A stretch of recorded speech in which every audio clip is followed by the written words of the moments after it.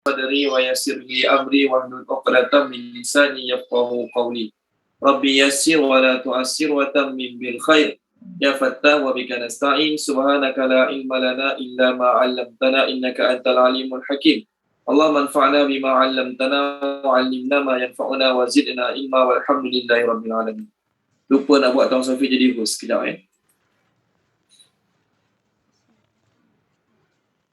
Okey, Tuan Sofi dah jadi host. Recording in progress. Okey, muka surat 197, surah At-Taubah ayat yang ke-65. Muka surat 197, surah At-Taubah ayat yang ke-65. Ayatnya berbunyi, wala in sa'altahum la yaqulunna innama kunna nakhudu wa nal'ab.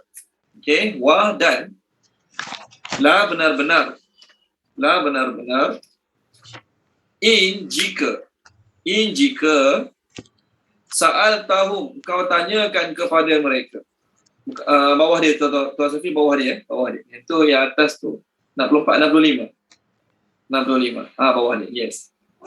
Okey, wa dan la benar-benar in jika sa'altahum kau tanyakan kepada mereka. Siapa mereka ni? Munafik.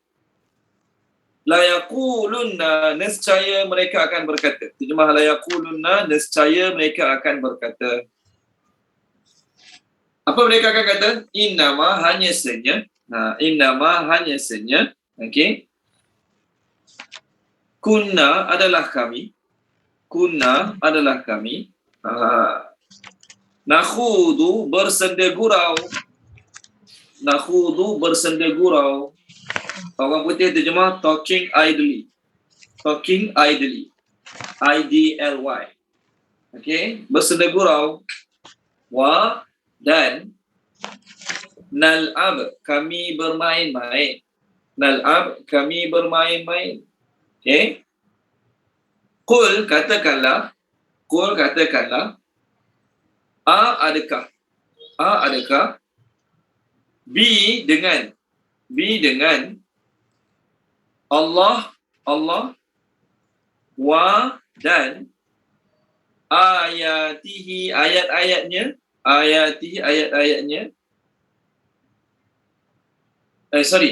betul lah wa dan betul rasulihi rasulnya kuntum kamu semua tastahzi'un memperolok-olokkan. Okey, terjemahkan dia. Tuan Haji Syahri ni terjemahkan boleh? Tuan Haji Syahri, ayat pertama kita Tuan Haji Syahri terjemahkan.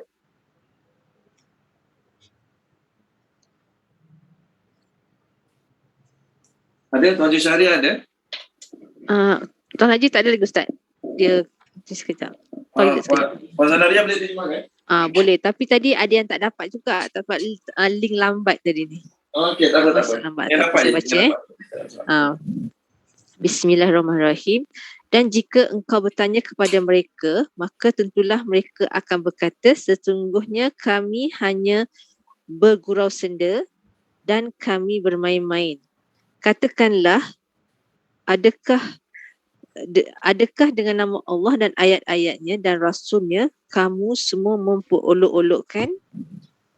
Okey, terima kasih Puan Zanaria. Naik pertama kita lagi.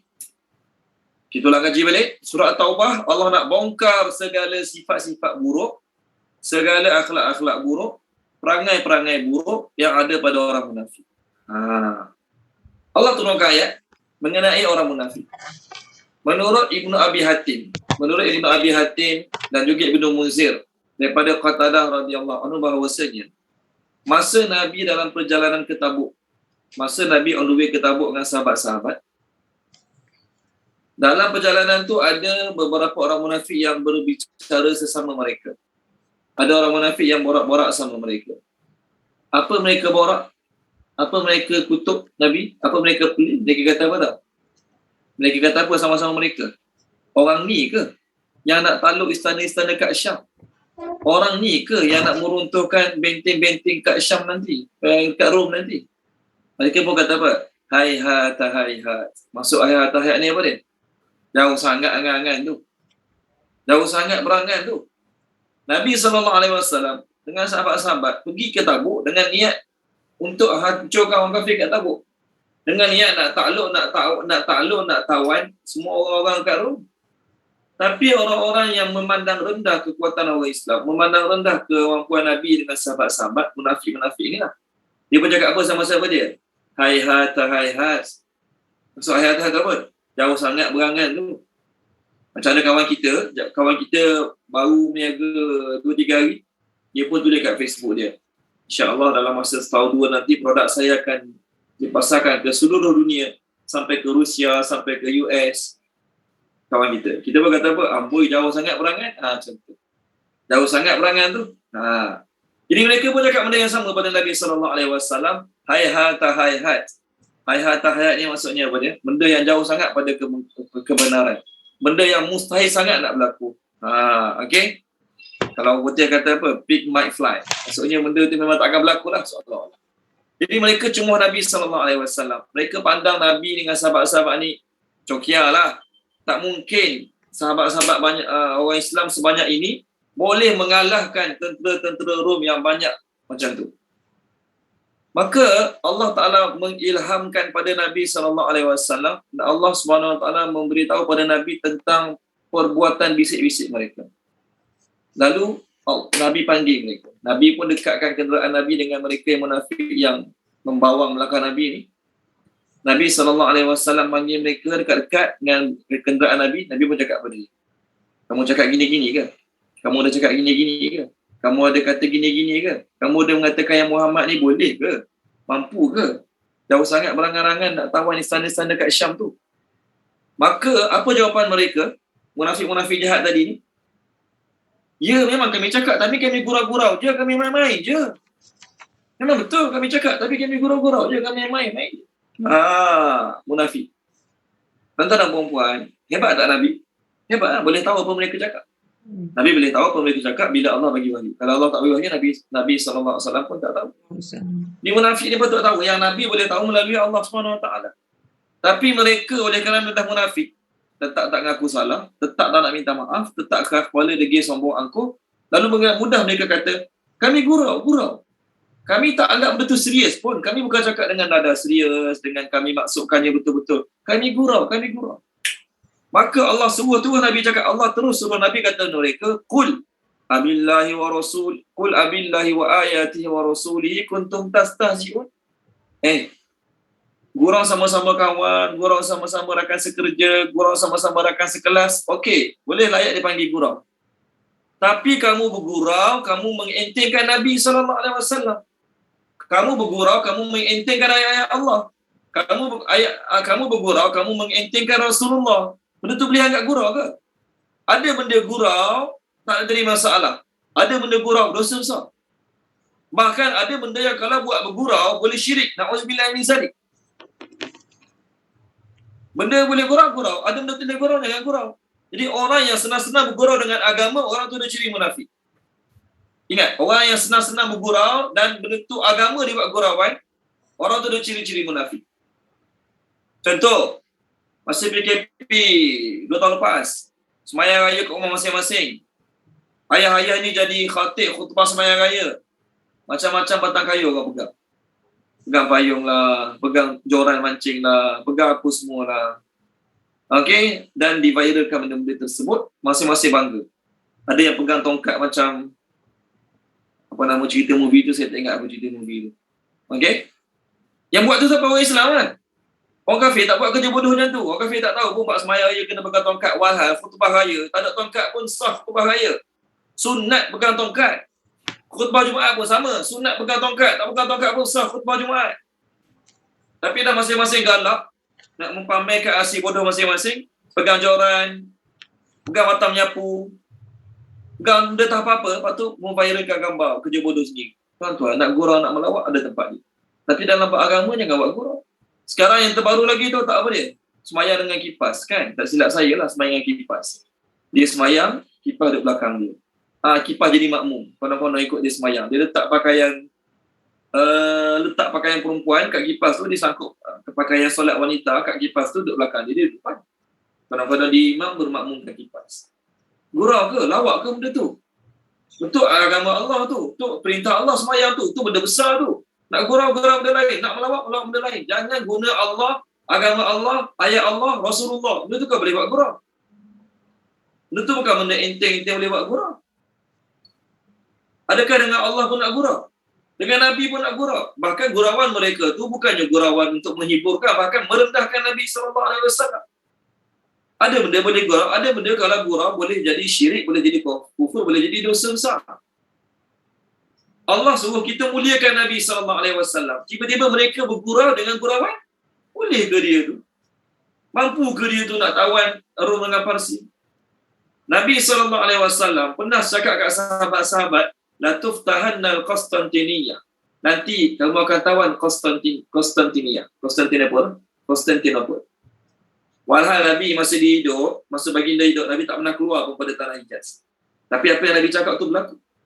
Berapa ratus tahun lepas pada tu, orang Islam dapat tawan Konstantinopel. Jadi apa Nabi cakap, apa yang Nabi sampaikan, bukan cerita doang ni. Bukan angan-angan orang businessman kat TV, bukan. Apa Nabi cakap mesti akan berlaku. Nabi kata nanti Rom dengan Parsi akan jatuh kat tangan orang Islam. Itu Nabi cakap. Jadi sahabat yang yakin dengan Nabi, dia tahu benda tu mesti akan berlaku. Mungkin sekarang tak berlaku, tapi mesti akan berlaku. Sama lah juga, masa Nabi SAW mula-mula berdakwah kat Mekah, ni Madinah ni Yahudi munafik Madinah. Semasa Nabi SAW berdakwah kat Mekah, maka Nabi cakap apa kat orang Mekah? Ucaplah kamu satu kalimah la ilaha illallah, nanti kamu akan jadi raja bagi seluruh penduduk Arab, dan seluruh penduduk selain Arab akan tunduk patuh pada kamu. Tunduk patuh hormat pada kamu. Itu kata-kata Nabi pada orang Mekah. Nabi masa tu pengikut tak sampai 100 orang, tak sampai 200 orang. Cakap macam ni. Jadi pemuka-pemuka Quraisy ni, pemuka-pemuka Quraisy ni, okey. Dia bila tengok Nabi dengan sahabat-sahabat lalu, dia kata apa? Tu Raja Syam dah lalu, Raja Arab dah lalu, Raja Arab dah lalu. Mereka sindir, perli. Macam tu pada Nabi SAW. Tengok-tengok tak sampai 20 tahun, Nabi dah conquer Mekah, tempat mereka sendiri. Dia nak cerita kat sini, sifat munafik bergurau benda tak patut bergurau.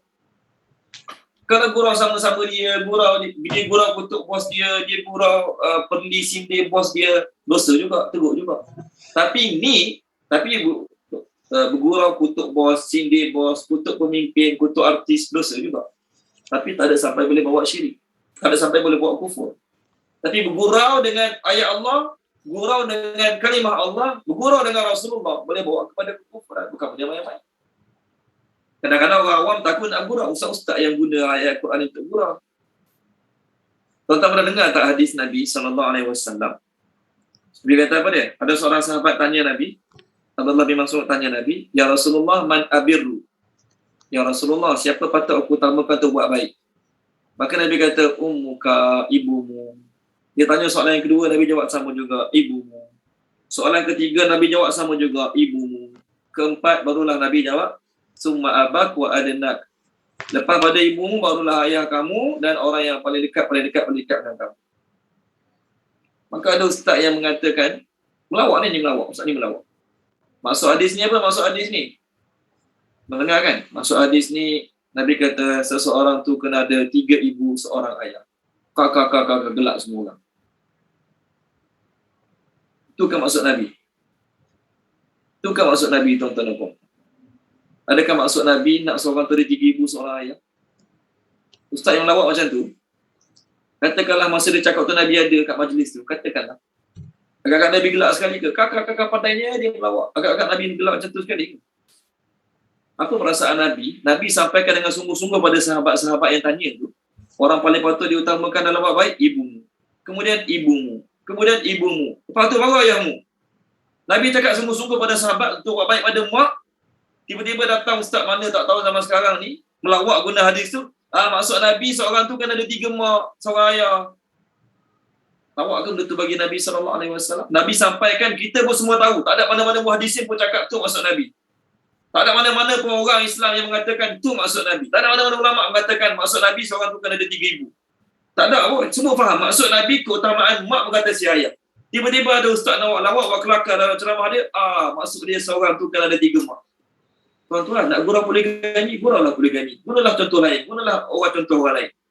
Nak gurau dalam hadis Nabi itu bukan tempat dia. Itu bukan cara dia. Itu bukan tempat dia, itu bukan cara dia. Okay? Dulu ada seorang artis, dia muda lagi, dia kahwin dengan orang yang, dia dah berumur, perempuan dia dah berumur, dia kahwin dengan lelaki muda. Artis tu lah. Lama dah ni. Tuan-tuan pun mungkin kenal artis tu. Masa dia wawancara, dia kata apa dia? Isteri Nabi Muhammad tu pun tak tua juga. Tak ketua isteri dia Khadijah. Dia pun kahwin dengan orang muda juga. Dia pun tua, kahwin dengan orang muda juga. Walaupun ayat itu betul, tapi intonasi ucapan itu merendahkan Nabi SAW. Merendahkan isteri Nabi SAW. Terus kena ban sekejap. Makhluk Allah tu. Tuan-tuan kenal kan? Siapa nama makhluk Allah tu? Siapa ingat nama dia? Ni tak mumpat sebab dia cakap terang-terangan. Rosna Ma'aris. Yes, Rosna Ma'aris. Masya Allah. Tuan Sofi. Peka dengan isu semasa. Semasa Tuan Sofi. Mak Nabi, isteri Nabi, anak Nabi bukan benda boleh buat gurau. Nak gurau benda lain. Nak gurau poligami, cerita buat benda lain. Ceritakan tentang orang lain. Jangan kaitkan dengan isteri Nabi, keluarga Nabi. Hadis Nabi cakap terang-terang tentang mak ayah. Sedap Ustaz tu kata. Maksud Nabi, seorang tu kena ada 3 mak, 3 ayah. Tuan-tuan. Samalah juga ayat-ayat Quran yang lain pun. Bukan benda buat gurau. Bukan benda buat lawak. Nak guna ayat Quran. Okay? Allah tanya dengan keras ni. Dengan Allah pun nak gurau. Dengan ayat-ayat Allah nak gurau. Dengan Rasulullah nak gurau. Kamu anggap Nabi ni siapa? Boleh buat gurau suka hati. Kamu anggap Nabi ni siapa? Boleh buat alat gurau suka hati. Kamu dengan kawan baik tak apa. Nabi SAW, bila dia bercakap, Allah suruh bagi tumpuan pada dia. Dan kita yang bercakap belakang Nabi. Contoh pergi masjid, Nabi duduk kat masjid kat depan. Nabi buatlah amalan dia. Contohlah ni, Nabi dia zikir, dia baca Quran tu. Kita duduk kat belakang ni, tuan-tuan. Jangan sembang sampai Nabi dengar. Tapi kalau masa tu kat masjid Nabi tak ada pengurusi masjid, ada AJK, ada Perdana Menteri, ada raja negeri tu, raja negeri ni. Tak apa je, kita borak suara kuat sikit, dia terdengar sikit-sikit, tak apa. Bukanlah maksud kita nak menghormat, kita nak biadab pada dia, tak. Tak berdosa pun. Kalau kita borak, orang lain borak, dia dengar juga kita borak. Contoh. Tak jadi masalah pun. Sebab apa? Sebab Allah suruh kita jaga suara, jangan tinggi pada suara Nabi. Jaga suara, jangan sampai suara kita mengganggu Nabi dalam urusan Nabi. Itu ada dalam surah Al-Hujurat. Maksudnya kedudukan Nabi ni mulia. Tuan-tuan, kita nak gurau, nak kenakan kawan-kawan se-office, okey tak? Okey. Tapi sesuai tak balik raya, kita gurau-gurau, kenakan ayah kita sendiri. Kita bergurau, kenakan ayah kita sendiri depan orang ramai. Apa pandangan orang ramai pada kita? Kita gurau-gurau, kita nak kenakan kawan-kawan kita se-office. Kita bergurau, kita nak kenakan kawan-kawan sekelas kita. Itu normal. Biasalah. Kawan-kawan kita tu pun tak ada masalah biasa gurau. Tapi gurau, kenakan ayah sendiri. Gurau, kita rendahkan ayah kita sendiri. Gurau, merendahkan, meremehkan ayah kita sendiri. Kau panggil gurau tu. Kau panggil biadab. Tak ada adab. Jadi mereka ni, bila biadab dengan Nabi, Allah bocorkan rahsia mereka. Bila Nabi panggil, kami gurau je. Tuan-tuan, dia tak jawab lagi bagus pada dia jawab. Dia tak jawab. Ni dalam kes ni, dia tak menjawab lagi bagus. Supaya dia diam je. Minggu lepas menipu kan. Minggu lepas dia orang ni bila panggil kena menipu. Yang ni tak menipu. Tapi dia bagi alasan lagi bodoh pada menipu. Kami gurau je. Ada benda boleh gurau, ada benda tak boleh gurau. Ada budak-budak madrasah, budak-budak sekolah. Gurau, sepak budak sampai bekak semua. Dia sepak kawan dia sampai bekak kat sini. Kawan ni ngadu kat mak ayah dia. Mak ayah dia datang tanya, Ustaz kenapa anak saya kena sepak bekak kat sini? Kita panggil budak tu, kenapa sepak? Saya gurau-gurau je. Gurau-gurau sampai bekak kat sini, gurau-gurau. Gurau sampai budak tu ngadu kat mak ayah dia sampai bekak sini, gurau. Gurau apa macam tu? Kita suruh balik. Nak belajar lagi bawa mak ayah bawa surat balik. Contoh. Bukan benda gurau. Benda tu kan benda gurau. Sepak orang sampai bekak sini, gurau. Itu kan gurau. Itu tak cerdik nama dia. Ada benda layak dipanggil gurau, ada benda tak layak dipanggil gurau. Ada benda yang kalau gurau dianggap biadab. Benda tu dianggap biadab.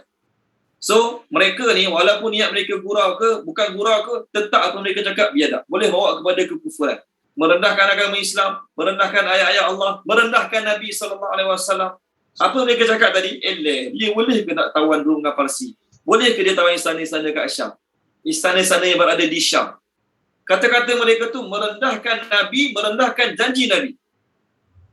Merendahkan Nabi, merendahkan janji-janji. Maka Allah suruh Nabi cakap pada mereka, dengan ayat-ayat Allah, dengan Rasulnya kamu nak main-main. Ada benda yang kamu buat, ya, benda tu dia agak kurang.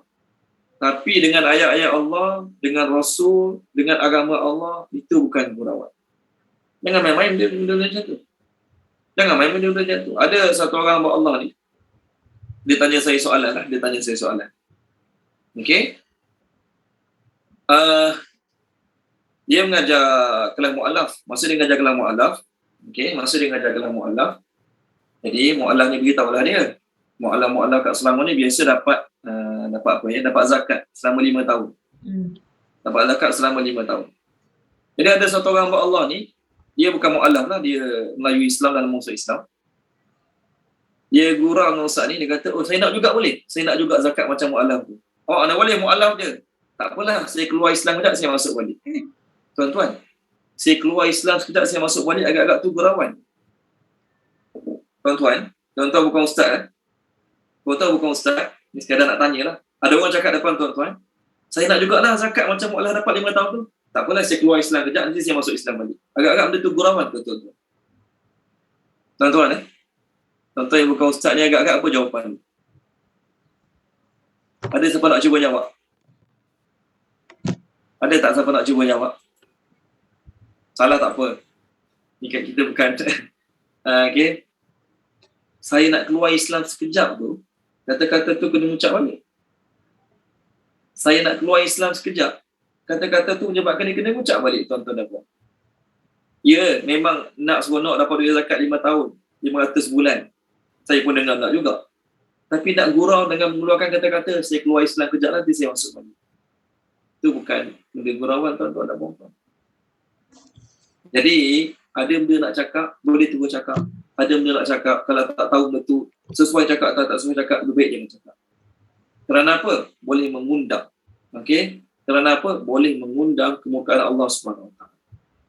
Budak-budak muda zaman sekarang yang rajin menulis kat media massa ni, dia tulis apa tau? Dia kata apa dia?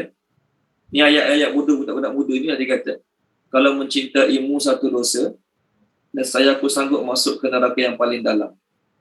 Pernah baca tak ayat-ayat macam tu? Ada mufti mana komen? Saya tak baca lah tulisan tu, tapi ada mufti buat ulasan ni. Kalaulah mencintaimu tu satu dosa, dan saya aku sanggup termasuk ke neraka yang paling dalam. Tuan-tuan, neraka ni, Nabi sebut dalam hadis, kalaulah orang mukmin tu tengok azab neraka, nescaya mereka tidak mengharapkan syurga. Dah dengar tak hadis tu? Kalaulah seorang mukmin tu dia tengok azab neraka, nescaya dia tidak mengharapkan syurga. Maksudnya apa? Kalau Allah tunjuk pada orang mukmin kat akhirat nanti keadaan neraka, orang mukmin tu akan kata apa dia? Biarlah tak masuk syurga pun. Biarlah tak dapat syurga langsung pun. Janji tak masuk neraka. Janji tak kena masuk dalam neraka. Tiba-tiba ada orang yang hidup sedang dan lena atas muka bumi hari ini, tak mati lagi, selamba mengatakan, kalaulah mencintai wanita yang diminat tu satu dosa, dia sanggup masuk neraka yang paling dalam. Tuan-tuan, nak buat ayat-ayat pelik-pelik, nak mengorak perempuan, gunalah ayat lain. Jangan sebut perkataan neraka macam tu. Sama ada benda tu maksud dia simbolik, tak simbolik, superlatif, tak superlatif, mubalarah, tak mubalarah, benda tu tak boleh. Allah beri ancaman yang sangat teruk tentang neraka, tiba-tiba dia nak masuk neraka, orang Islam. Macam cakap je tu nak masuk neraka. Kalau kafir cakap macam tu, biar pilih dah kafir nak macam mana. Ni Islam yakin pada akhirat, yakin tentang Al-Quran, tiba-tiba nak masuk neraka sebab nak seorang perempuan yang diminat. Na'udzubillah min zalik. Ni bahaya, gurauan yang boleh bawa kepada kekufuran. Kita nak gurau, nak melawaklah selagi mana benda tu tidak menyebabkan dosa. Kalau melawak orang tu jadi malu, orang tu jadi rendah diri, orang tu jadi hina, dosa juga kita, walaupun bukan Nabi. Tapi kalau melawak dengan ayat Quran, dengan Nabi, dengan hadis Nabi, dengan ayat-ayat Allah, dikhawatiri, ditakuti, benda tu boleh menyebabkan kufur, syirik pada Allah SWT. Sifat melawak dengan orang ayat-ayat Allah ni sifat apa? Sifat munafik, sifat Yahudi, melawak guna ayat Allah, melawak guna hadis Nabi. Tengok muka surat 100, muka surat 100. Tolong baca dia Puan Asmah, muka surat 100, surah An-Nisa.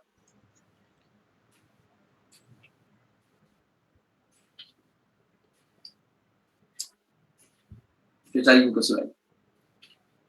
Ayat 140. Puan Asmah tolong baca. Muka surat 100 ayat 140.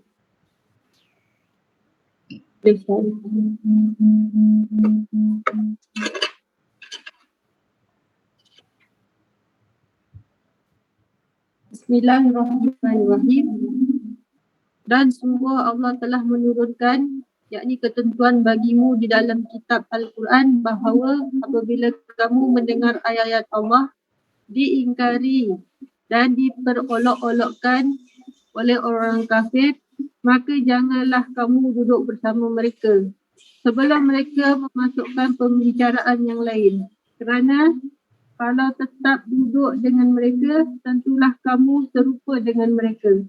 Sungguh Allah akan mengumpulkan semua orang-orang munafik dan orang-orang kafir di neraka Jahannam. Okey. Terima kasih puan Asma. Kalau ada orang kafir bermain-main dengan ayat Allah, melawak guna ayat Allah, melawak kutuk Nabi, melawak kutuk Islam, melawak kutuk Nabi, melawak kutuk Islam, melawak kutuk ayat-ayat Allah, kita tukang gelak sekali, kakak-kakak kelakarnya, kakak-kakak seronoknya pandai dia melawak. Tuan-tuan dan puan-puan, na'udzubillah min zalik.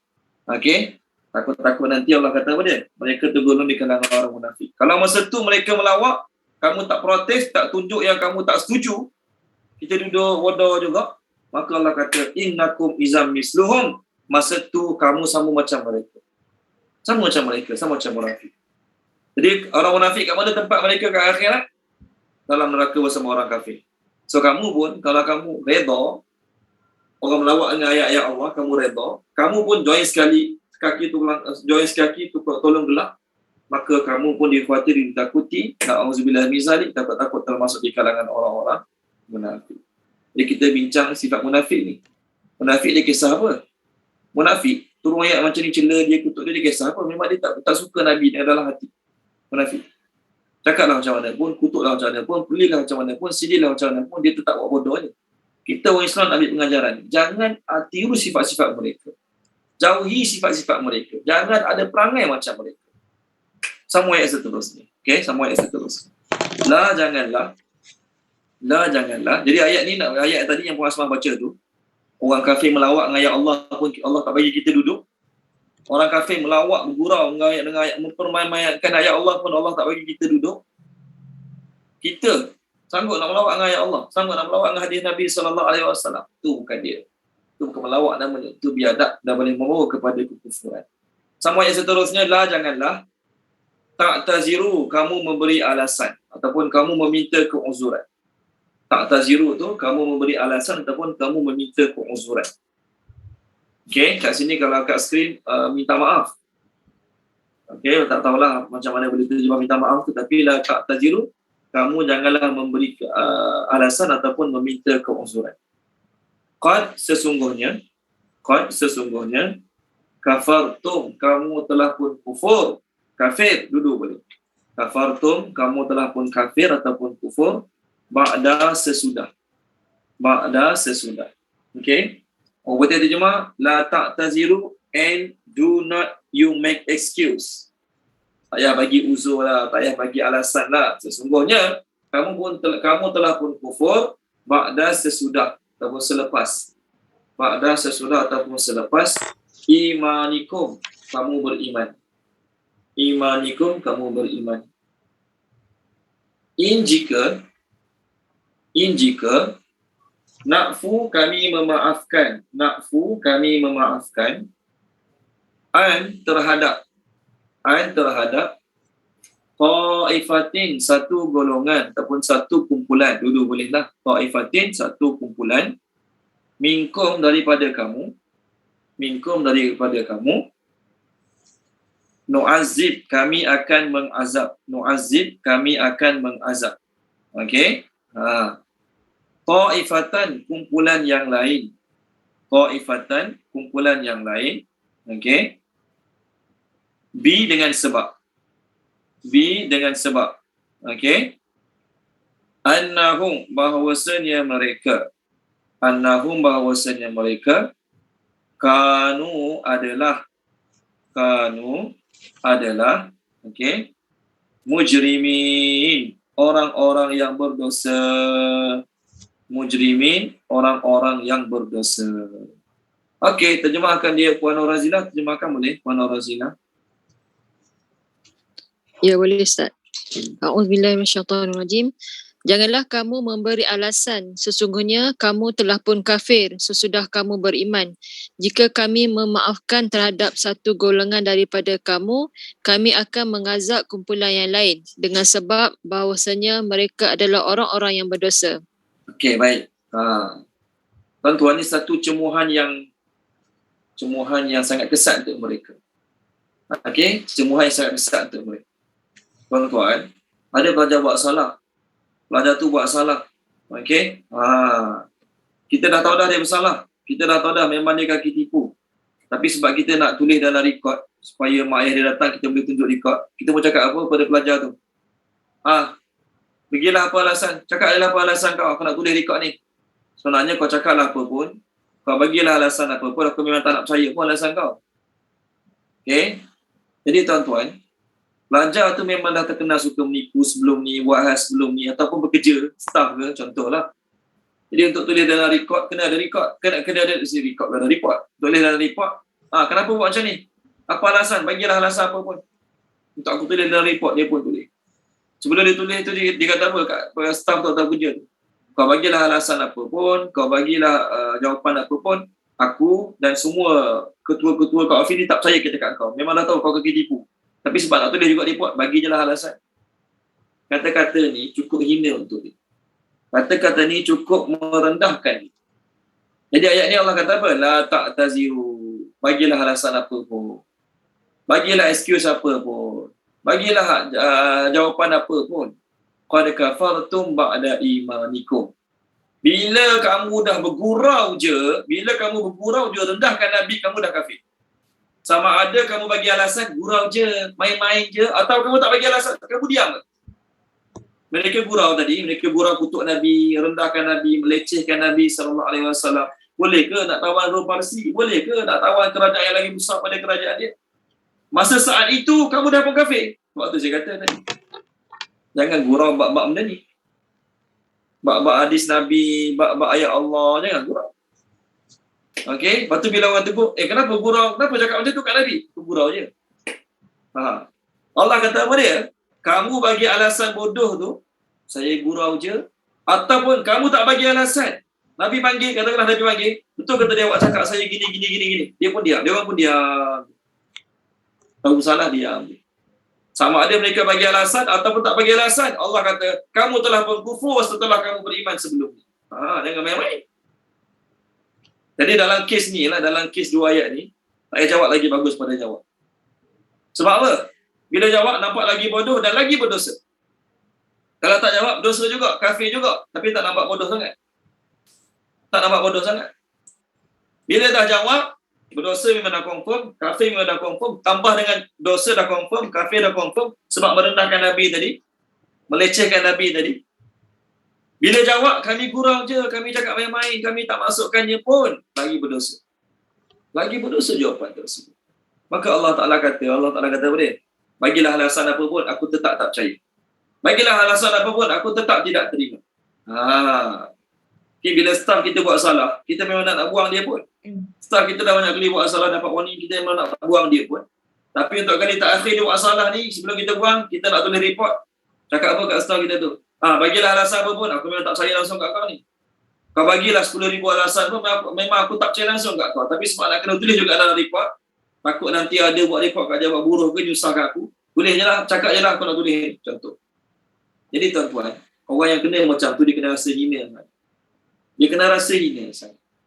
Dia jawab pun, dia tetap di-reject. Dia tak jawab pun, dia tetap di-reject. Sama lah juga dalam kes ni, munafik tu bagi alasan kenapa dia rendahkan Nabi, dia tetap kena reject, kufur juga di sisi Allah. Ataupun dia diam, tak bagi alasan, dia tetap kufur juga pada Allah. Tapi tu macam mana nak buat? Taubat, minta maaf pada Nabi. Itu jawapan dia. Taubat, minta maaf pada Nabi. Itu jalan penyelesaian dia. Dia dah gurau benda bodoh tadi. Dia dah gurau merendahkan Nabi, merendahkan kata-kata Nabi, merendahkan usaha Nabi dengan sahabat-sahabat. Dia bergurau merendahkan usaha Nabi, merendahkan kata-kata Nabi. Kufur, kafir, dosa besar. Kalau orang Islam. Jadi apa cara dia? Taubat, minta maaf dengan Nabi, minta maaf dengan Allah. Sebab tu dalam penutup ayat ni Allah kata apa dia? Jika kami memaafkan sebahagian daripada kamu. Maksudnya, kalaulah yang buat macam tu tadi, munafik yang buat kerja bodoh tadi, taubat, minta maaf dengan Nabi, minta ampun pada Allah, kami akan maafkan mereka. Kami akan maafkan kamu. Itu maksud ayat ni. Yang tak nak taubat, tak nak minta maaf, tak nak mengaku salah, kami akan mengazab mereka dengan sebab mereka adalah orang-orang yang berdosa.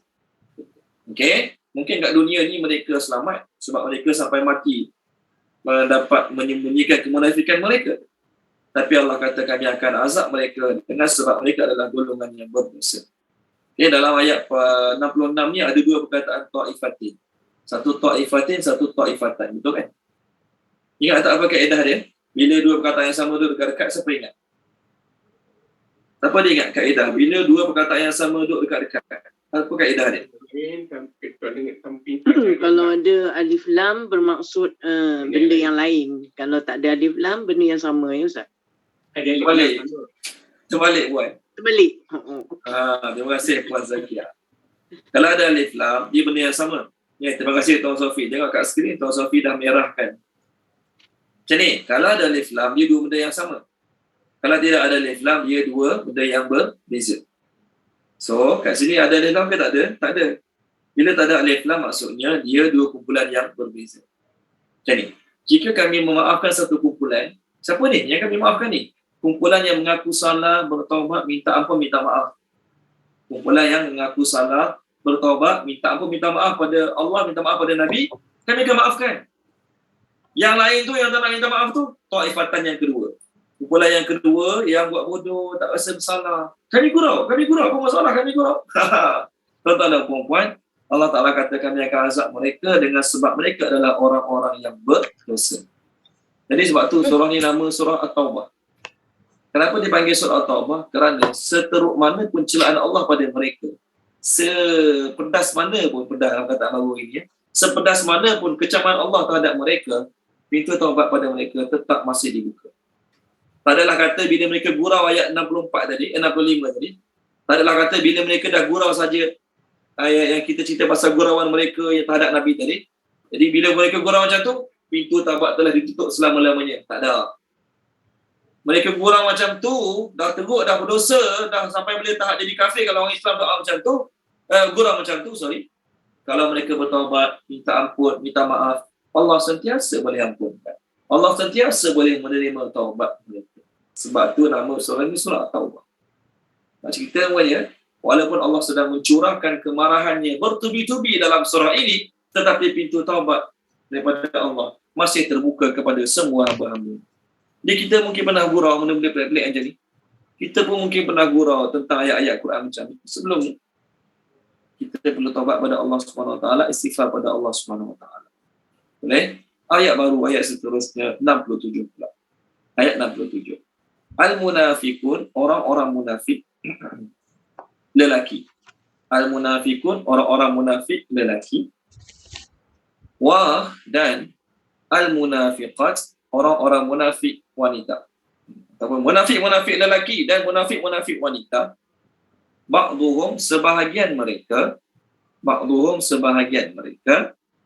Mereka tulis adalah min daripada ba'din, sebahagian yang lain.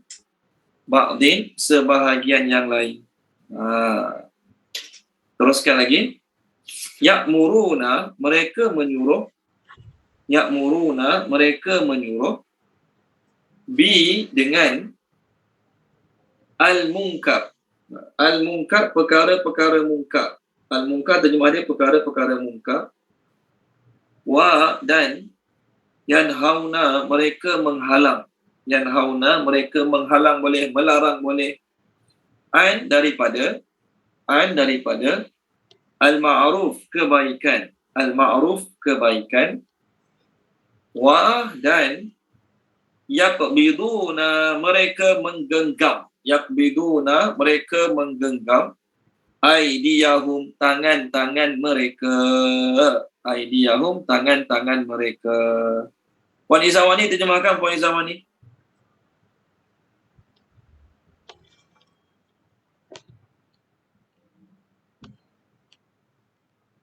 Ada Puan Izawani?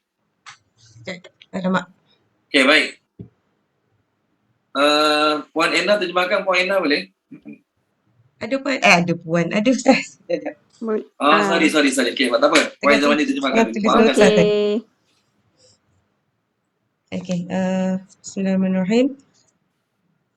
Orang-orang munafik lelaki dan munafik wanita, sebahagian mereka adalah daripada sebahagian yang lain.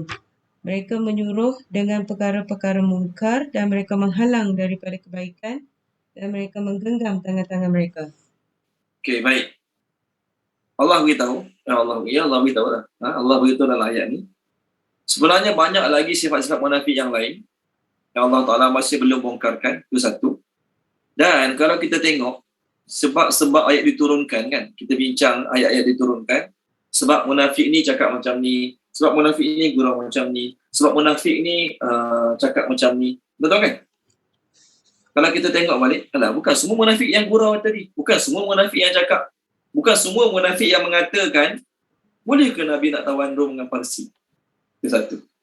Yang kedua, minggu lepas punya ayat mereka kutuk Nabi. Mereka kata Nabi apa? Uzun, ingat tak? Mereka kata Nabi ni uzun. Uzun ni maksudnya senang percaya, senang nak kelentong dia. Cakaplah apa saja, bagilah alasan apa saja, senang dia terima. Adakah semua munafik cakap macam tu? Ada munafik yang bagi sumpah palsu, menipu kat Nabi SAW. Semua ke? Tak. Jadi Allah Ta'ala nak kata, walaupun tak semua munafik buat perkara-perkara yang dalam ayat sebelum ni, di sisi Allah, mereka tetap sama. Dan kalau kita tengok asbabun nuzul, sebab ayat diturunkan, ayat sekarang kenapa ayat diturunkan, ayat 62 kenapa ayat diturunkan, ayat 61 kenapa ayat diturunkan, kan? Ayat-ayat tu diturunkan semuanya sebab lelaki-lelaki munafik, betul kan? Kalau kita ulang kaji balik, kenapa ayat 62 diturunkan lelaki? Kenapa ayat 60 diturunkan lelaki? Maksud saya lelaki-lelaki munafik. So, perempuan munafik tak ada salah ke? Perempuan munafik ni tak ada salah ke? Ada tak ayat Quran yang Allah turunkan sebab kesalahan wanita munafik? Tak ada kan? Buat masa ni dalam surah Taubah tak ada. Jadi Allah nak kata apa? Walaupun tidak ada ayat Quran yang diturunkan mengenai kesalahan wanita munafik, di sisi Allah mereka tetap sama. Walaupun mereka tak kutuk Nabi, walaupun mereka tak merendahkan Nabi, walaupun mereka tak menghina keluarga Nabi, di sisi Allah mereka tak sama. Senang cerita apa dia? Munafik ni semua sama. Bezanya apa dia? Bezanya ada yang telah jelas kemunafikan mereka, ada yang telah Allah bongkarkan kemunafikan mereka, ada yang pandai sembunyi. Pandai sembunyi. Sampai sekarang orang tak tahu dia munafik. Ada yang Allah Ta'ala masih belum bongkarkan kesalahan mereka. Ada. Jadi Allah Ta'ala nak kata dalam surah ini, munafik itu lelaki ke, perempuan ke, nampak kasar depan Nabi ataupun lembut depan Nabi, nampak benci sangat-sangat pada orang Islam ataupun nampak tak benci langsung pada orang Islam, zahirnya di sisi Allah mereka semua sama. Betul maksud ayat. Laki ke, perempuan ke, tua ke, lemah ke, remaja ke, dewasa ke, semua sama sahaja. Jadi Allah Ta'ala nak kata apa dia? Munafik tu laki ke, perempuan ke, betina dia, jantan dia, semua sama aja. Walaupun tak nampak buruk langsung, walaupun tak pernah tahu, tak pernah timbul pada diri dia amalan-amalan munafik yang kita bincang dalam surah ni. Kita tak nampak langsung lah, memang pandai pelakon grade A punya ni. Pelakon ni memang pelakon ni, grade Hollywood punya pelakon ni. Memang tak nampak langsung dia tu munafik. Tapi di sisi Allah, sama aja. Apa perbuatan mereka? Apa amalan mereka? Pertama sekali, sifat munafik ialah mereka akan ajak orang buat perkara mungkar. Ajak orang buat benda mungkar. Perkataan mungkar tu maksudnya benda yang Allah tak suka. Siapa yang ajak kawan dia, adik-beradik dia, keluarga dia buat benda yang Allah tak suka, dia ajak ke, dia hasut ke, ataupun dia hanya sekadar beri galakan ke, maka masa tu dia dengan munafik sama je. Dia dengan munafik sama je. Okey? Soal munafik ni dia takkan suruh orang buat baik. Dia senantiasa fikir, usaha macam mana nak suruh orang jadi jahat. Sama ada kawan dia yang dah jahat, dia usaha hasut supaya lagi jahat, ataupun kawan dia yang atas pagar. Kawan dia yang atas pagar ni maksudnya nak jadi orang yang beriman yang bagus ke, ataupun join geng munafik lama aku balik. Mereka akan hasut sungguh-sungguh agar mereka jadi munafik macam mereka juga. agar mereka membenci Nabi, agar mereka mengutuk Nabi juga macam mereka. Dia kata. Tak. Yang kedua, wa yanhauna 'anil ma'ruf. Mereka akan halang orang buat baik. Sama ada mereka halang geng mereka sendiri ataupun mereka akan usaha cari alasan, cari sebab untuk buat orang Islam tak dapat buat kebaikan. Bagaimana apa-apa alasan pun. Rekalah apa-apa alasan pun agar orang Islam tak dapat buat. Jadi tuan-tuan dan puan-puan, beza dengan orang Islam. Apa beza dia? Orang Islam amar ma'ruf nahi munkar. Tu orang Islam kan. Suruh pada kebaikan, cegah pada kemungkaran. Tu orang Islam kena buat. Munafik sebaliknya. Walaupun duduk dengan Nabi, duduk bersama orang Islam, tapi minda mereka, hati mereka, macam mana nak asuk orang buat jahat, macam mana nak buat orang berhenti buat baik. Mereka tak tenang hidup, tak senang duduk bila tengok orang Islam makin bertambah, bila tengok amalan Islam makin tinggi, bila tengok orang mulut Islam makin ramai, makin ikhlas, mereka jadi makin takut. Dia yang pertama. Okay? Dalam fikiran mereka, dalam hati mereka, nak suruh orang buat jahat je. Okay? Dalam hati mereka, fikiran mereka, kalau orang Islam dihalang buat baik, mereka gembira sangat. Gembira sangat dalam hati. Okay? Orang nak buat baik macam orang Islam, mereka tak bagi. Ini sifat orang munafik. Yang ketiga, apa sifat mereka? Yakbiduna aydiyahum. Mereka kedekut. Maksud mereka menggenggam tangan-tangan mereka ialah kedekut. Tuan-tuan, kedekut. Maksud kedekut kat sini ialah kedekut dalam buat infak-infak yang sunat. Kedekut dalam infak-infak yang sunat. Maksudnya Nabi suruh spend harta untuk bagi tabuk, tak nak bagi langsung. Nabi suruh sedekah sana, sedekah sini, tak nak bagi langsung. Duit banyak, harta benda banyak, zakat tak nak bagi. Okay? Sumbangan-sumbangan pada orang memerlukan tak nak bagi. Sumbangan-sumbangan pada orang miskin yang sangat-sangat terdesak tak nak bagi. Ini sifat orang munafik adalah orang yang kedekut.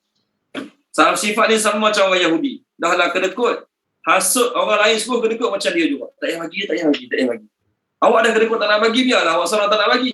Kenapa nak hasut orang lain supaya tak payah bagi juga? Tak payah bagilah, dia tipu dan sebagainya. Tuan-tuan, kalau betul jelas orang tu tipu, tak apa. Orang tu memang jelas scammer, tipu. Kita pun cakap, tak payah bagilah sumbangan dia tipu. Dia minta sumbangan untuk buat tahfiz kat Kemboja. Tahfiz tu tak pernah ada pun. Gambar tahfiz mana pun dia ambil, tak tahu. Kalau kita betul-betul yakin, tak pun. Tapi kalau kita tak pasti, kita pun cakap, tak payah bagilah. Tuan-tuan, bahaya kalau kita cakap macam tu pada dia kita tak pasti. Boleh tak tengok surah An-Nisa ya? Tolong baca Puan Ena boleh? Muka surat 84 ayat 37. 84. Ya. Muka surat 84 ayat 37. Bawah sekali. Bismillahirrahmanirrahim. Bismillahirrahmanirrahim. Iaitu orang yang Puan Ena, sorry. Ya. Ayat 36 tu kan, panjang betul kan? Boleh tak Puan Ena ambil ujung-ujung tu, 36, baru 37. 36 yang sungguh Allah tidak menyukai tu. Yes, sungguh tu saya nak sungguh tu. Boleh kat situ, boleh tak? Sungguh Allah tidak menyukai orang yang sombong dan membanggakan diri, iaitu orang yang kikir dan menyuruh orang lain berbuat kikir dan menyembunyikan kurnia yang telah diberikan Allah kepadanya. Kami telah menyediakan untuk orang-orang kafir azab yang menghinakan. Okey. Terima kasih Puan Ena. 36 punya ayat, 37 kat screen ada Tuan Safi share. Terima kasih Puan Ena. Tuan Safi terima kasih. Sesungguhnya Allah tidak suka orang yang sombong dan bangga diri. Allah tak suka orang sombong dan bangga diri. Ini ciri munafik, ciri Yahudi. Apa sifat mereka? Mereka kedekut. Dan mereka juga suruh orang kedekut macam mereka juga. Mereka sembunyikan harta benda yang Allah bagi pada mereka, takut orang kafir minta, takut kena bayar zakat. Mereka sembunyikan harta yang Allah bagi pada mereka, takut orang miskin datang minta sumbangan, minta derma kan. Ataupun takut pemungut zakat datang kena bayar zakat, kedekut. Jadi orang munafik punya sifat, sambung balik ayat kita, mereka akan hasut orang buat jahat. Jadi tuan-tuan, bila ada orang hasut kita buat jahat, cakap kat dia, awak pertama telah buat kerja orang munafik.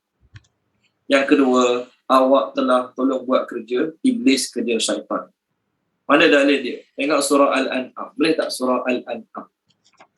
Tolong baca dia surah Al-An'am. Siapa ya? Puan Yusriza. Puan Yusriza telah baca oleh Puan Yusriza. Boleh Ustaz. Surah. Saya cari muka surat dah. Saya tak jumpa muka surat dah. Okey. Muka surat 142 ayat 112. 142, 112. Bismillahirrahmanirrahim. Dan demikianlah untuk setiap Nabi, kami jadikan musuh yang terdiri daripada syaitan-syaitan, manusia dan jin. Sebahagian daripada mereka membisikkan kepada sebahagian yang lain perkataan yang indah sebagai penipuan. Dan jika Tuhanmu mengkehendaki, niscaya mereka tidak akan melakukannya, maka biarlah mereka bersama apa penipuan yang mereka ada-adakan. Okey, baik. Terima kasih Puan Yusniza. Allah kata, bagi setiap Nabi kami jadikan musuh-musuh di kalangan manusia dan jin. Sebahagian mereka akan membisik kepada sebahagian yang lain penipuan. Siapa bisik kat siapa tu? Syaitan di kalangan jin bisik pada syaitan di kalangan manusia. Tuan-tuan, minta maaf banyak. Minta maaf banyak.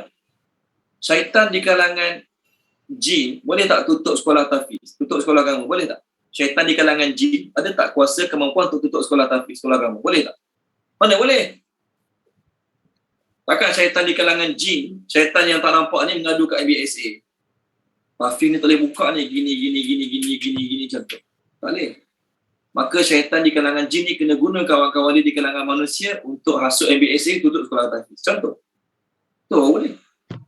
Jadi orang yang bekerjasama dengan syaitan ialah orang yang tolong buat kerja syaitan ialah orang yang menghasut orang lain buat jahat. Orang yang menghasut orang lain buat jahat, orang tu dua sifat. Pertama, dia tolong kerja syaitan. Kedua, dia ada sifat-sifat orang munafik. Bukan maksud saya, jangan pula kata, nak buat jahat, buat seorang-seorang je lah. Kalau ajak orang jadi munafik. Tak, dalam bab buat jahat ni, pertama, jangan ada niat nak buat. Pertama, jangan ada niat nak buat. Yang kedua, kalau lah tak tahan nafsu, nak buat juga, nafsu tak boleh nak kawal, janganlah ajak orang lain, jangan cerita ke orang lain, jangan encourage orang lain, ataupun jangan bagi jalan ke orang lain untuk buat macam kita buat. Kerana apa? Dia khawatiri, pertama benda tu kita tolong syaitan buat kerja dia. Yang kedua, tu sifat munafik. Yang ketiga tu tak apa dia, Yang ketiga, kita dapat dosa free.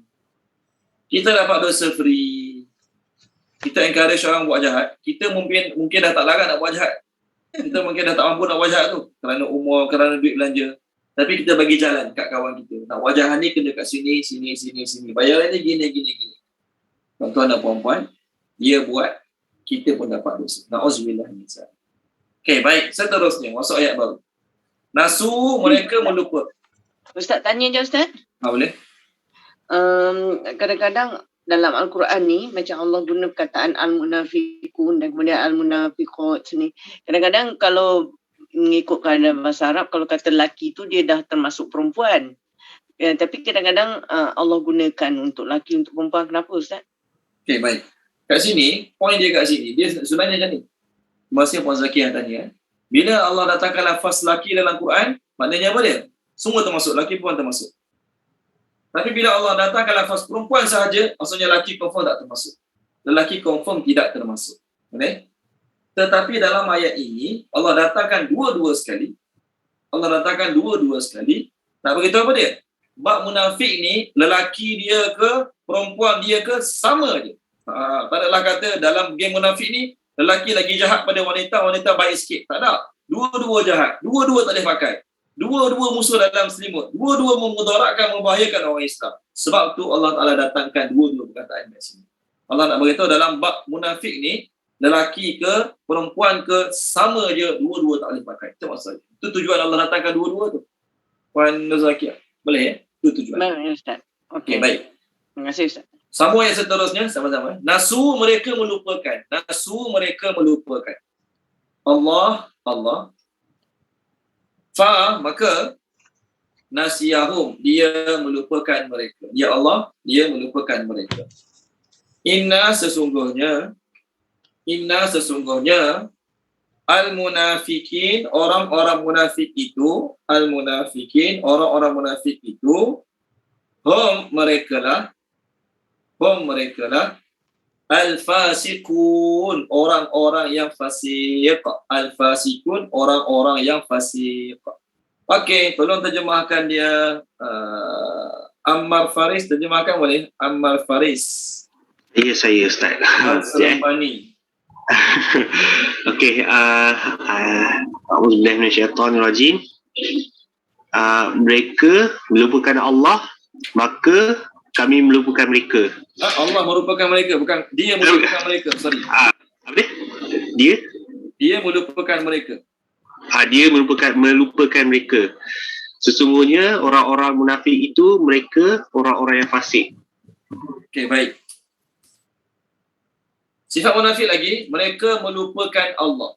Tuan-tuan dan puan-puan, biasa dengar tak doa dulu ramai di kalangan kita sahabat-sahabat kelas Ustaz Idris kan, kelas apa ni, Baghdadi. Habis kelas baca doa, Allahumma rahamna bil Quran. Panjang lagi lah doa tu, saya pun tak ingat dah. Okey, yang penting dalam ayat tu apa dia? Allahumma zakirna minhu ma nasina, kan? Nasina. Tuan-tuan dan puan-puan, kita baca nasina. Kalau kita dengar Abdul Rahman As-Sudais, dia baca apa? Dia baca nusina, dia tak baca nasina. Ada beza ke antara nasina dengan nusina? Ada beza ke antara nasina dengan nusina? Ada beza. Kalau nusina, kita tak niat untuk lupa. Kita tidak ada intention sikit pun untuk melupakan Al-Quran. Tetapi kerana keadaan, situasi kita tak dapat elak, tak dapat kawal, kita lupa sendiri. Ada tak orang hafal Quran dia niat nak lupa? Hafal Quran aku niat nak lupakan lah nanti? Tak ada. Tak ada. Ini Quran kita hafal, kita terlupa bukan kerana intention kita. Tuan Sofi boleh tak? Tuan Sofi bagi saya jadi host sekejap? Boleh Tuan Sofi? Saya nak tulis kat skrin. Boleh sekejap.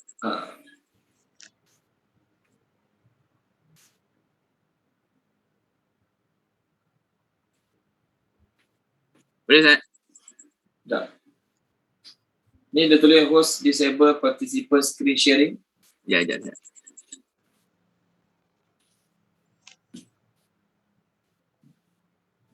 Klik nama saya, tekan make host kan? Macam mana?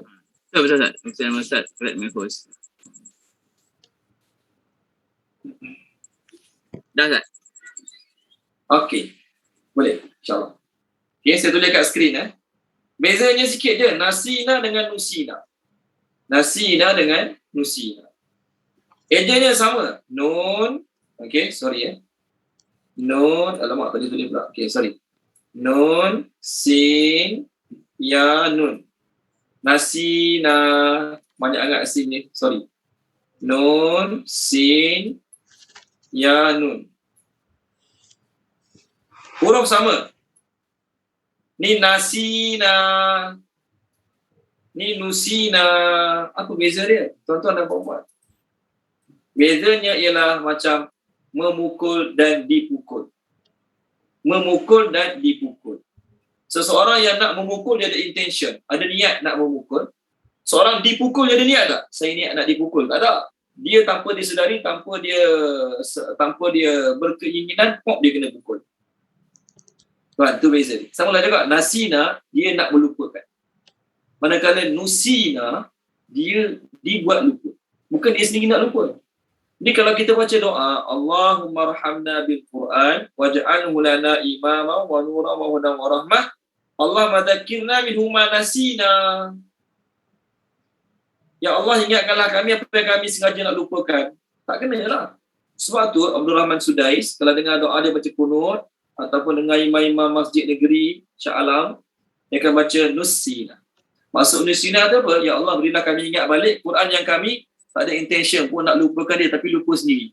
Oleh itu kerana ingatkan kami balik. Boleh?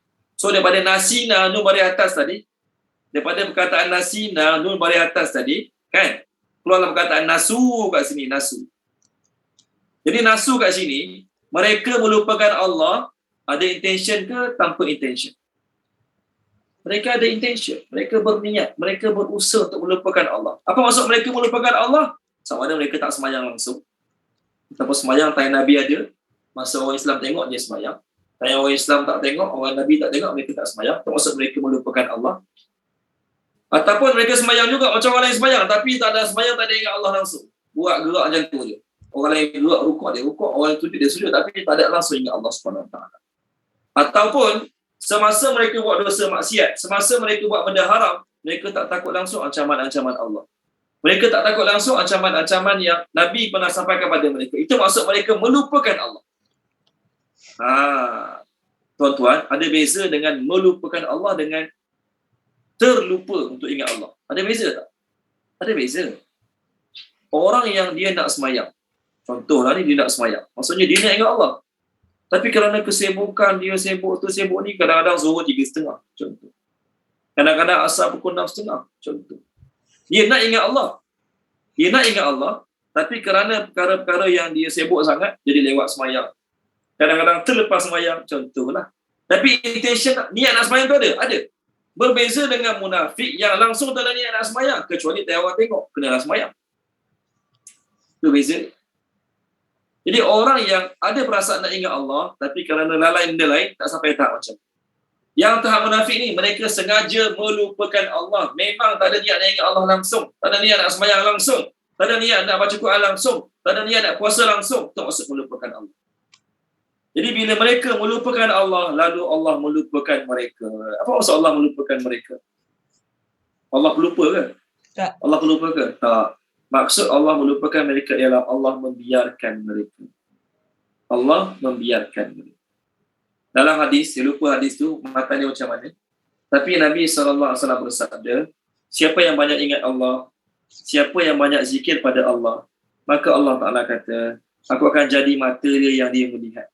Aku akan jadi telinga dia yang dia mendengar. Aku akan jadi mulut dia yang dia bercakap. Itu hadis dia. Tuan-tuan pernah dengar kan? Saya lupa dah mata dia macam mana.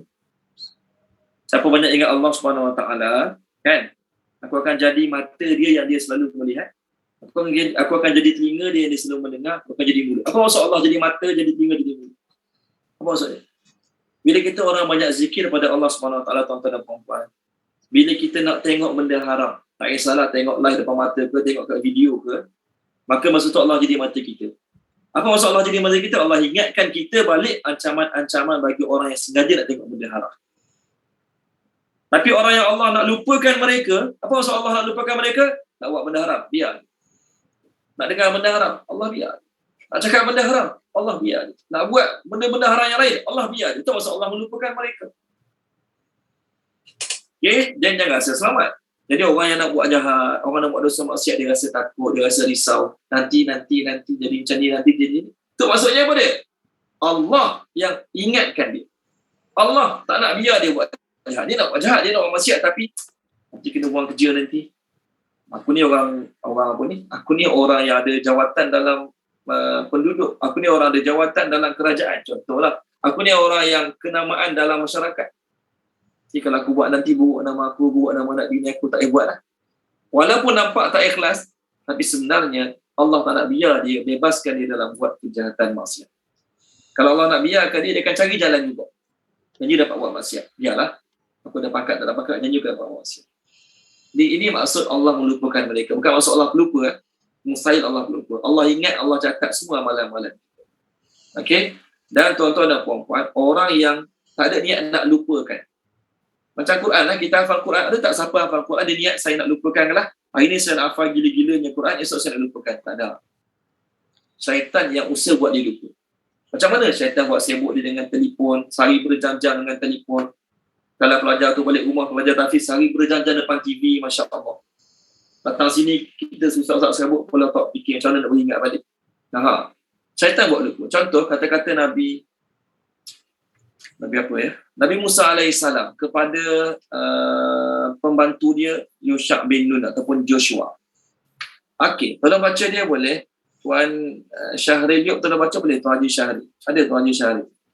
Ada Ustaz, ada. Buku surat 301. Okey. Ayat 63. Ayat 63. Bismillahirrahmanirrahim. Dia, pembantunya, menjawab, tahukah engkau ketika kita mencari tempat berlindung di batu tadi, Maka aku lupa menceritakan tentang ikan itu dan tidak ada yang membuat aku lupa untuk mengingatnya kecuali setan. Dan ikan itu mengambil jalannya ke laut dengan cara yang aneh sekali. Ini pasal Nabi Musa dengan Yusha bin Nun. Nak ceritanya apa dia? Lupa ni bukan orang tu sengaja. Lupa semayang, lupa baca Quran, lupa apa lagi? Kalau lupa sengaja memang dia tak ada intention langsung nak semayang. Tu lupa sengaja lah. Ini tak. Memang dia nak semayang, lepas tu lupa. Dia ni nak ngaji tapi lupa nak ngaji. Contoh, dia ni nak sedekah hari ni. Ada orang minta sumbangan, dia pun nak bagi sedekah. Tapi sibuk-sibuk pun lupa nak bagi sedekah. Maka itu dibuat lupa oleh syaitan. Berbeza dengan munafik, memang mereka nak melupakan Allah. Memang mereka nak melupakan Allah. Memang mereka tak nak niat langsung nak jaga semayang, nak baca Quran dan sebagainya. Maka Allah Ta'ala pun melupakan mereka, iaitu Allah Ta'ala membiarkan mereka. Okey, jelas kan? Kalau lupa yang sangat-sangat lupa, dia panggil apa tahu? Lupa sangat-sangat lupa, dia panggil apa dalam bahasa Arab? Nasyam mansiya. Nasyam mansiya. Tengok muka surat 306, boleh tak? 306. Out of sight and forgotten. Tolong baca Puan Daud Zakiyah. Boleh? Puan Daud Zakiyah. Surah Maryam. Ayat 22 dan 23. 22 dan 23. Muka surat. Sekejap, Ustaz. Cari muka surat dulu. Tak apa. Baik masa tak. Muka surat berapa, Ustaz? Surah Maryam. 306. 06. Ayat 23. Nasyam mansiya. Out of sight and forgotten. 23 ya. A'udzubillahi minasyaitonirrajim. Kemudian rasa sakit untuk bersalin memaksanya bersandar pada pangkal pokok kurma. Dia Maryam berkata, betapa baiknya jika aku mati sebelum ini dan aku menjadi seorang yang tidak diperhatikan dan dilupakan. Terima kasih Puan Zakiyah. Maryam tak kahwin dengan siapa-siapa. Tiba-tiba mengandung. Mengandung dan nak mendapatkan anak. Sakit pula tu. Okey. Dah lah sakit nak melahirkan anak. Dan apalagi nak mikir macam mana nak jawab dengan kaum dia. Dia tak kahwin, tiba-tiba dapat anak. Maka masa tu dia kata apa? Mati lagi baik. Ataupun mati lagi baik, orang tak fikir aku langsung lagi baik. Dan dia nak jawab. Okey, macam mana nak jawab dengan penduduk ni? Nasyam mansia tu maksudnya apa? Lupa yang sangat-sangat lupa lah. Lupa yang sangat-sangat lupa. Sebab tu kalau ujian tahfiz, kan, ujian tahfiz, bila kita buat ujian tahfiz, pelajar-pelajar tahfiz tu yang dah 6 tahun, 7 tahun habis belajar, kita panggil dia balik, kita buat ujian kat dia. Soalan pertama tak ingat, soalan kedua tak boleh jawab, soalan ketiga tak boleh jawab dalam ujian hafalan ni lah. Maka tukang uji tu, yang tukang bagi soalan tu, dia kata apa dia? Awak ni nasyam mansiya. Bahasa Arab je lah. Masuk nasyam mansiya tu, lupa teruk sangat. Memang seolah-olah tak ingat apa langsung lah. Kadang-kadang ada kawan yang dulu di badan kita sekolah rendah. Dulu badan kita sekolah menengah. Wah, 10 minit dia ingatkan pada kita siapa dia dulu. Dia ni dulu gini, duduk kat gini. Siapa Siapa? Tu maksudnya memang nasyam mansiya. Ada setengah orang, dia tegur kita. Kita tak perasan, kita tanya, siapa kat mana kita jumpa? Dia cakap, saya ni, kita jumpa kat sini. Betul. Maksud kita dah ingat dah sikit. Kita dah boleh ingat dah.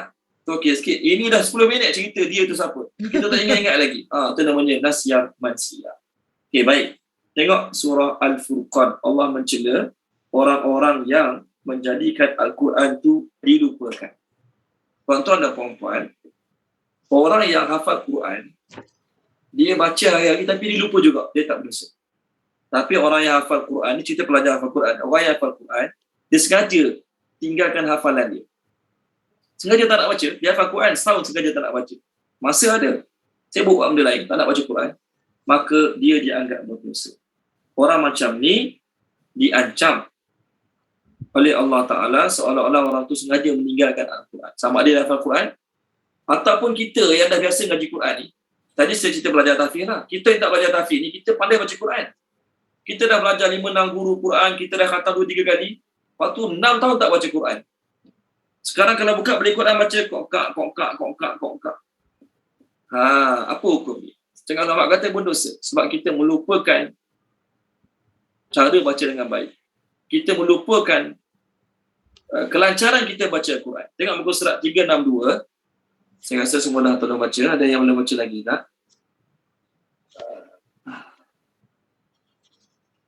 Okey, Tuan Safi tolong baca Tuan Safi, boleh? Muka surat 362. Ayat yang ke-30.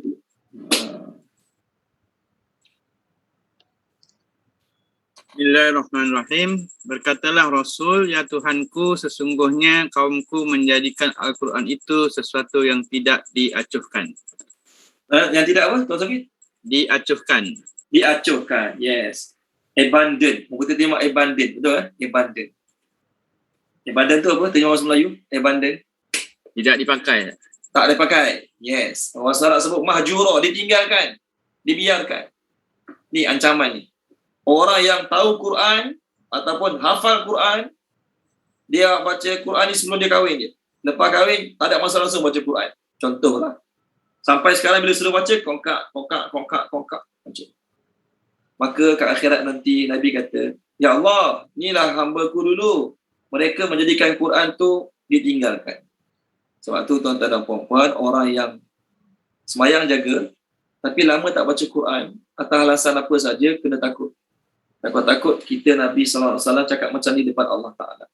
Kalau orang hafal Quran lagi lah, orang hafal Quran, dia patutnya kena banyak bagi masa lagi untuk ingat Quran. Sebab tu, ni sekadar cerita je lah. Ada ulama-ulama Pakistan, ulama-ulama di Pakistan. Ustaz saya ceritalah. Ulama-ulama Pakistan, dia kata apa? Kami tidak menggalakkan anak-anak perempuan kami hafal Quran. Jelas Dia tak kata haram, dia tak kata berdosa, jangan salah faham. Kami tidak menggalakkan anak-anak perempuan kami hafal Al-Quran. Jangan salah faham pula, nanti apa ni ustaz ni? Pertama nak tanya tuan-tuan, hafal Quran wajib ke tak hafal Quran? Wajib tak hafal Quran? Tuan-tuan, wajib tak hafal Quran? Tak wajib. Tak wajib. Tak wajib. Betul, semua jawapan tu betul. Tak wajib, betul. Tapi, bila dah hafal, wajib kena jaga, tak bagi lupa. Tak boleh lupa. Bila dah hafal, wajib kena jaga hafalan tu, tak boleh lupa. Kalau perempuan, kita pun faham lah perempuan ni. Ada hari tak boleh baca Quran. Ada hari uzur tak boleh baca Quran. Macam mana nak ingat? Macam mana nak ulang? Nanti dah kahwin. Perempuan tu dah kahwin. Antara baca Quran dengan layan suami, mana lagi wajib? Layan suami. Suami suruh buat tu, ni kena dengar cakap suami. Baca Quran tu dah jadi sunat. Dengan cakap suami tu wajib. Dah jadi isteri orang kan. Nak uruskan suami, uruskan anak-anak. Banyak masa ke nak baca Quran? Banyak masa ke? Tuan-tuan, kerja yang tak pernah habis dan tak akan habis suri rumah. Kerja yang tak pernah habis dan tak akan habis suri rumah. Jadi dengan anak-anak sibuknya, dengan apa semuanya, nak ulang Quran. Tuan-tuan, bukan benda yang sangat mudah. Sebab tu, ulama-ulama kat Pakistan, okay, kat Malaysia je banyak sekolah hafizah untuk wanita kan, sekolah hafizah untuk wanita. Kat India, Pakistan, kita susah nak jumpa madrasah hafizah untuk wanita. Bukan tak ada, tapi susah nak jumpa. Kenapa? Mereka mengatakan kami tak galakkan sangat anak perempuan hafal Quran. Tak boleh ke nak hafal? Siapa kata tak boleh? Hafal lah nak hafal, tapi kena ingat, bila dah hafal, awak lupakan berdosa. Awak dah hafal, awak lupakan awak berdosa. Kalau lelaki, Masya Allah, tak ada masalah lah. Banyak masa boleh baca. Okey, kat mana-mana boleh baca. Quran dalam telefon boleh baca. Perempuan kalau tak ada uzur, tak boleh nak baca. Jadi nak hafal, boleh hafal. Tapi kena ingat, bila dah hafal, tanggungjawabnya tak boleh dilupakan. Termasuklah juga kategori orang sengaja melupakan Allah, melupakan ayat-ayat Allah. Melupakan ayat Allah sama ada ayat Allah pesan gini, dia buat tak tahu je. Itu maksud melupakan ayat Allah. Ataupun dia melupakan ayat-ayat Allah yang sebelum ni dia pandai baca. Dia ingat, sekarang dah tak ingat. Maka Allah Ta'ala pun akan melupakan mereka. Okey, baik, seterusnya. Habiskan juga muka surat ni malam ni. Boleh ke habiskan? InsyaAllah boleh kot. Ayat ni dah terjemah belum?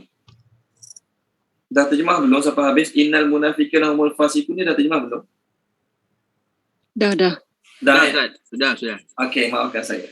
Dia Allah Ta'ala kata, orang munafik, mereka jelas orang fasik. Orang munafik ni mereka jelas orang fasik. Tuan-tuan dan puan-puan, orang kafir semuanya fasik. Tapi orang fasik tak semestinya kafir. Jadi fasik ni ada 3 kategori. Orang kafir semestinya dia fasik. Tapi orang fasik tak semestinya dia kafir. Sebab apa? Ada juga orang Islam yang fasik. Orang Islam sengaja tak semayang. Orang Islam sengaja tak nak bayar zakat. Orang Islam sengaja tak nak puasa bulan Ramadan. Dia fasik. So munafik jenis munafik. Munafik termasuk sekali lah. Munafik sama ada dia munafik yang bagus atau munafik yang tak bagus. Munafik buat hal, munafik tak buat hal. Dia tetap termasuk di kalangan orang-orang yang fasik.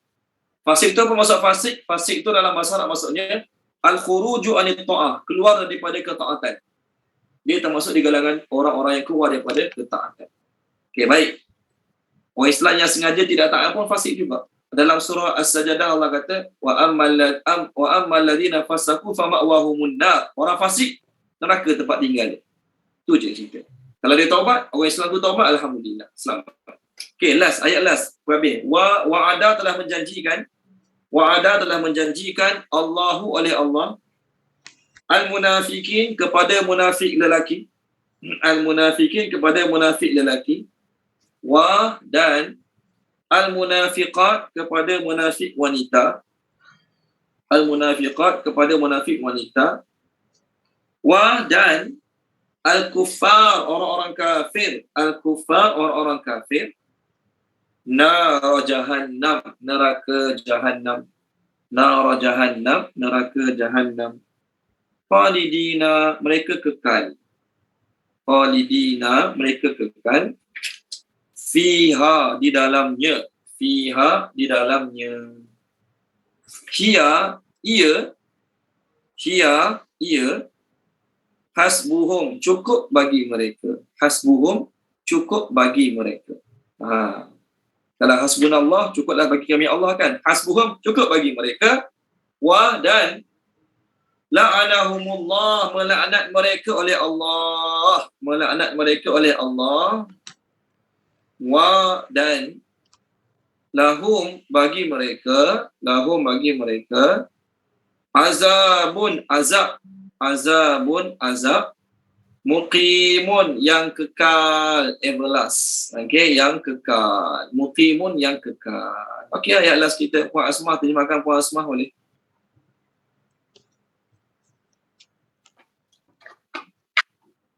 Dan telah menjanjikan oleh Allah kepada munafik lelaki, kepada munafik wanita, orang kafir neraka jahannam, mereka kekal di dalamnya.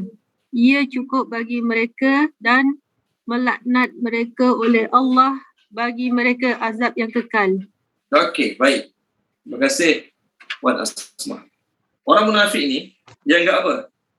Dia anggap kami ni tak boleh masuk neraka sebab kami ni kadang-kadang tu orang Islam juga. Kami ni kadang-kadang tidak kami ni kadang-kadang tidak menunjukkan kebencian kami kepada orang Islam.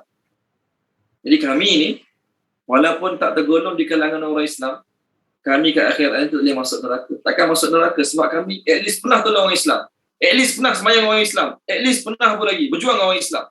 Maka Allah Ta'ala nak menafikan, Allah Ta'ala kata, tak.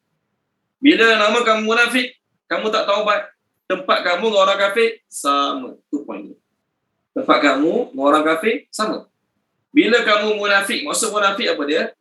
Beriman dengan mulut sahaja, tetapi tidak menyetujuinya, tidak mengakunya dengan hati. Maka kamu dengan orang kafir sama. Orang kafir, dia cakap dengan lidah dia kafir, hati dia pun kafir. Kamu cakap dengan lidah kamu mukmin, tapi hati kamu kafir. So, apa beza kamu dengan orang kafir? Sama. Jadi oleh kerana kamu dengan orang kafir sama, tempat tinggal kamu dalam neraka, orang kafir kekal, kamu pun kekal. Sebagaimana orang kafir takkan keluar daripada neraka sampai bila-bila, kamu pun orang munafik, kamu takkan keluar juga pada neraka. So, kenapa Allah Ta'ala sebut munafik dulu baru kafir? Sebutlah kafir dulu, baru munafik. Allah sebut munafik dulu baru kafir. Pertama, sebab surah ni nak bongkar orang munafik punya kes, orang munafik punya perangai. Yang pertama. Yang kedua, Allah nak beritahu apa dia? Munafik masuk dulu sebelum orang kafir. Orang kafir, munafik semua masuk neraka. Tapi Allah sebut munafik dulu awal-awal nak beritahu mereka masuk dulu ke dalam neraka sebelum orang kafir. Kat akhirat nanti mereka mungkin kata, kami memang jahat tapi kami pernah sembahyang juga. Kami memang jahat tapi kami pernah ikut Nabi pergi perang juga. Kami memang jahat tapi kami pernah juga bagi sumbangan kat Nabi untuk pergi perang.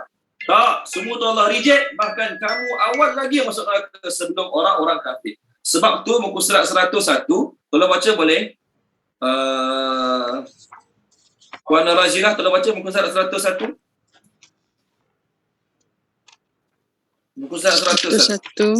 Surah An-Nisa. Maafkan Nisa. saya. Surah An-Nisa. Ayat bawah-bawah sikit. Bawah sikit tu, berapa bawah sikit tu? 145. 145. Auzubillah syaitanir rajim. Sesungguhnya orang munafik itu ditempatkan pada tingkatan yang paling bawah daripada lapisan-lapisan di dalam neraka, dan engkau tidak sekali-kali akan mendapat sesiapa pun yang boleh menolong mereka, yang dapat membebaskan mereka dari neraka. Okey, terima kasih Puan Razila.